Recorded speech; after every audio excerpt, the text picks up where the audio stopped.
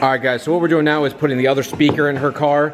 I gotta take the one that's in it out because it's blown, like blown. It's bad. It's blown so bad, it's like a $5 truck hooker. That's how bad it is. It's like a truck stop hooker blown right now.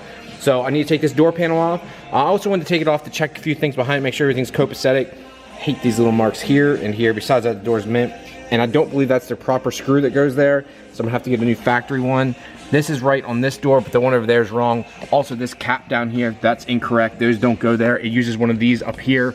I'm not sure why they put two of those, probably just because they lost them, so on and so forth. So I need to order some more of those too.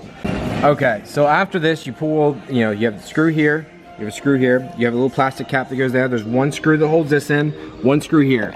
There is one little plug under here, which you probably can't even see right here. And then there's two off to the side here. You got one down here, and then one up here. Then you've got the 4 screws that hold this bottom piece on. After that, it'll come loose. You just gotta be careful, because it will stick, obviously. Like this one, I don't think's ever been off. I recommend putting the window down too, so I'm gonna go ahead and do that quick. If I can find the keys, where to put the keys. Oh my goodness. I'm being fat right now. Do that. Because once you unplug it here, you can't put this back on, so that's down. Now you should be able to lift up on this. And this is what it looks like behind it, guys. And just from looking at this, it's never been tampered with. And this is why I'm replacing the speaker. I want to say that's a little blown. Luckily, I have another set of speakers. So this is really, really easy. The only thing I'll have to unplug is this here. Let's see if I can get it with one hand. These plugs can be a little finicky at times. Oh my goodness. All right, guys, so I got that undone. Now, this here, you just want to try and pull out if possible or undo the zip tie. The way I'm going to try and do it is I'm going to undo these and then pull it out. So you got this bolt here, they're screws really. And be careful because they're only held in, there's plastic inserts in there. There's little green plastic inserts, which I believe you can buy these and replace them. Don't quote me on that, but I believe you can. But knowing Toyota and old ass Toyotas being Toyota, I've said that enough now. It's probably discontinued. So just be as careful as you can. Take your time, take a deep breath. Do not rush. Again, I repeat, do not freaking rush. It's not worth it. So you can see here, there's the old, there's the new. This is the one that came out of my Supra. So instead of taking the speaker out of that one, I'm just gonna leave it as is, just because I've already drilled holes in this one to make this speaker work. So this one's fresh. So I got 2 of these in the basement I can hold on to. Yes, no. I already know what someone's gonna ask. Hey, you gonna sell them? No, I'm holding on to these. I like to keep backups and stuff. I've never been told I'm a parts hoarder. I get it. I 9 times out of 10, like stuff like this happens. I'm like, oh, now I have 2 Supras. Kind of nice to have backups just in case. So now all I just have to do is flip-flop the process, plug this all in, and it should be good to go. Just a reminder, guys, this is just plastic in here, so just try and be careful. So I'm just gonna tighten this up. Wait till it feels snug, like you don't want to crank it. That's why I'm not even spinning this around. Like, yep, that's snug enough, and now that's on. So I just need to plug this back in and put the door back together.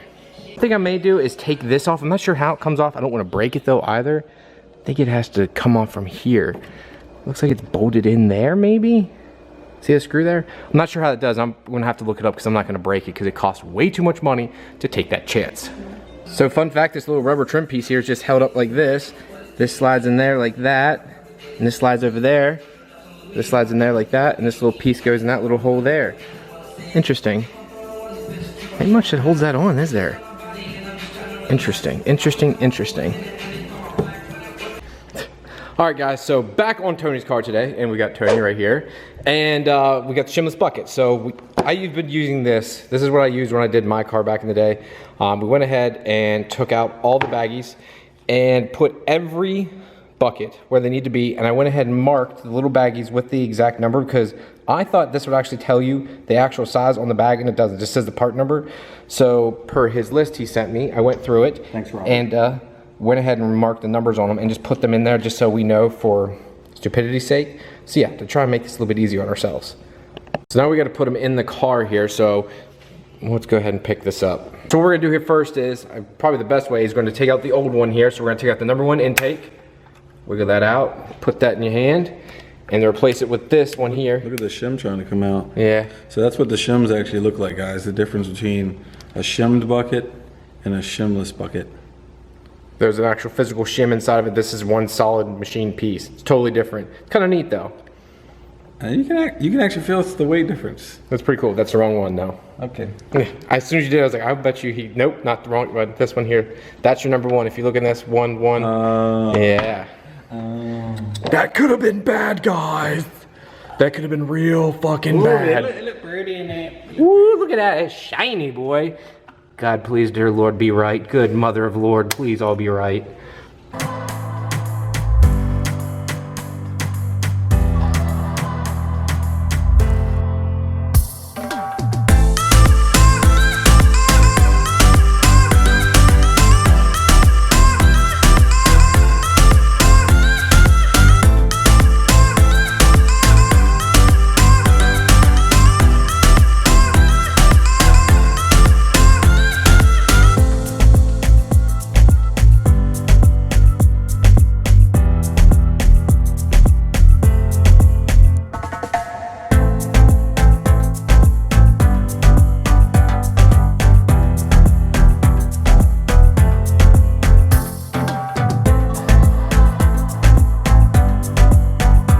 Okay guys, we just put the cams in, just put the caps on. Tony's going ahead and tighten down the caps slowly here. You're supposed to do it in a bit of a crisscross pattern and take your time, but with bigger cams, it can just be wherever you see the high spot at, just go after that and try to go at it slowly.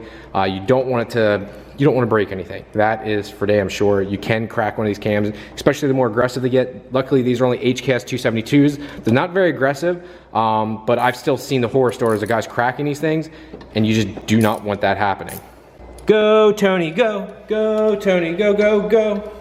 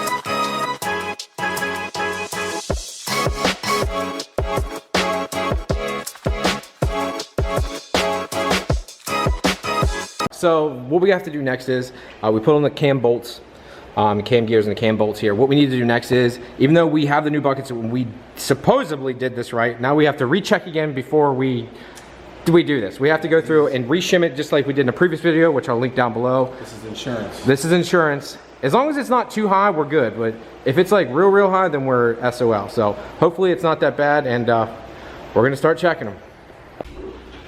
But what are you doing? What are you doing? This is, guys. This is what we're doing a boomerang. Oh yeah, boomerang.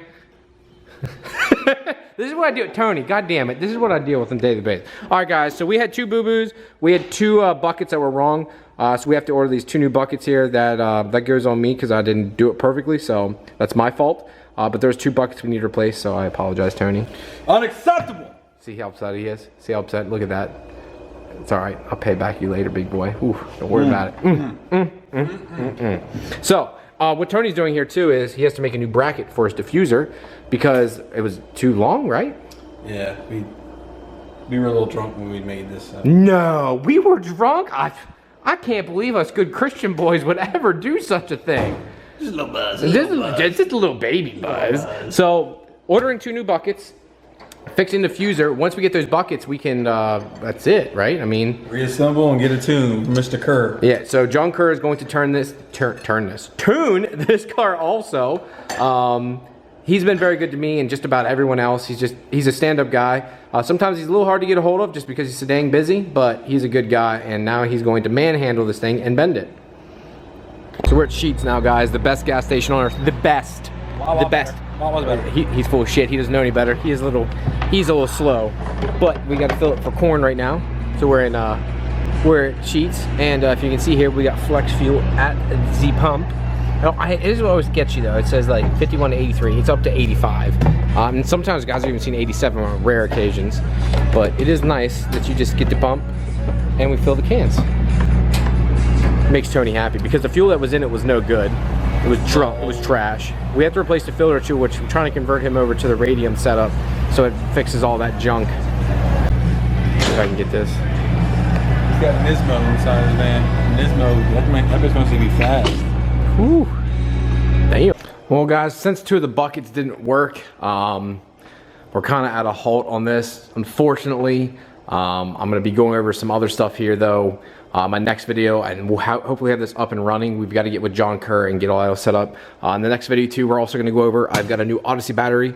I'm hoping within the next couple of videos showing you guys how to remote mount one of these. I'm actually going to have to really lean on Tony for this. It's been nice. I've been showing Tony a lot. And I just feel like it's been really, really good. He's been learning a lot. It's been nice working with him. Now he's going to teach me a little bit about wiring, the kind of stuff I should be buying, the way I should do it. This is something I'm going to lean on him for because we're going to remote mount this. The only thing I need to do is need to cut this down because of this gap here. I need to cut that down, like here, have it re-welded, and people were saying, I posted up about it, people were like, why don't you put just something in between? Which, obviously, that's what I would do. The problem is, because realistically, I don't even need it down. I mean, as long as this is clamped down, this will hold it. It doesn't need to even be physically held down, per se. It's not going anywhere. But the real issue is the fact that it sits too high. It has to fit under the trunk mat, and unfortunately, just that little bit of skosh of area makes the trunk mat sit up. Once this is down flush with this, it actually sits perfect, and it sits just under the trunk mat, sits just on top of this, which actually works out really well. So yeah, I mean, it is what it is. It's not ideal, but I'll get it to work. I just have to cut off just a ½ inch or a quarter of an inch, whatever it needs. But again, guys, on that note, thank you very much for tuning in today. I'm hoping to have more her car done. I've got some stuff I'm buffing over there. I'm doing her glass. I was working on my car a little bit. I am having a little bit of a problem down in here, if you guys can see some oil. The little dash 6 fitting for the drain is leaking, and I'm not sure why, so I'm just going to order a new fitting. If that doesn't fix it, I'm going to have to try something else. But there's always something you're working on, and I have the new fuel system coming. I got some of the stuff here, but not everything, so I'll show you guys that soon. And on that note, guys, thank you very much for tuning in today, and I'll talk to you later. Peace!